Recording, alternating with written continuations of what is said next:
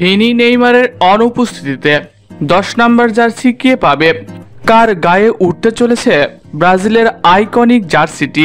তাই এই নিয়ে বিস্তারিত জানতে হলে ভিডিওটি না টেনে শেষ পর্যন্ত দেখতে থাকুন। আর আপনি যদি আমাদের চ্যানেলে নতুন হয়ে থাকেন তাহলে এক্ষুনি সাবস্ক্রাইব করে রাখুন।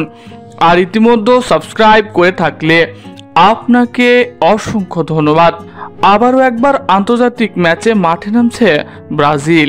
বিশ্বকাপের বাছাই পর্বের জন্য মাঠে নামতে চলেছে সেলেসাওরা।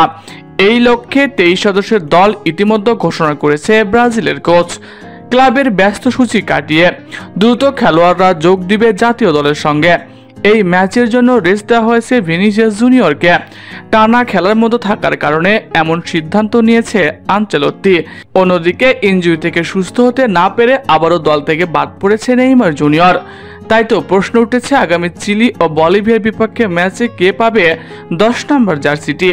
নেইমারের অবর্তমানে ব্রাজিলের 10 নম্বর জার্সি অনেকের গায়ে জড়িয়েছে। এই তালিকায় ছিল রদ্রিগো। তিনি ব্রাজিল দলে নিজের দায়িত্ব সামলিয়েছেন, তবে ইনজুরির কারণে ব্রাজিল দলের তিনিও নেই। আবার নিজেদের শেষ উইন্ডোতে 10 নম্বর জার্সি গায়ে জড়ানো ভিনিসিয়াস জুনিয়রও এই ম্যাচে থাকছেন না। তিনিও আসন্ন ম্যাচগুলোতে বিশ্রামে রয়েছে। এছাড়া বার্সেলোনা রাফিনহাকে 2 ম্যাচের জন্য ছাড়তে রাজি নয়। আনচেলত্তিও নাছোড়বান্দা, এক ম্যাচের জন্য কোনো খেলোয়াড়কে স্কোয়াডে রাখতে চায় না। তাই তো প্রশ্ন উঠেছে কে পাচ্ছে ব্রাজিলের 10 নম্বর জার্সি। তবে আপনাদের একটা কথা জানিয়ে রাখি, 2 ম্যাচের জন্য যদি রাফিনহাকে শেষ পর্যন্ত ছাড়তে রাজি হয় বার্সেলোনা, তাহলে 10 নম্বর জার্সি নিঃসন্দেহে তিনিই গায়ে জড়াবেন। বিগত কিছু ম্যাচগুলোতেও তার গায়ে দেখা গেছে এই জার্সিটি।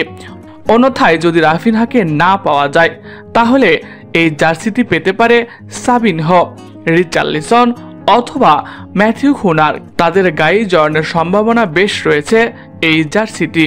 আবার ব্রুনো গুইমারেজও আছে এই তালিকার শীর্ষে।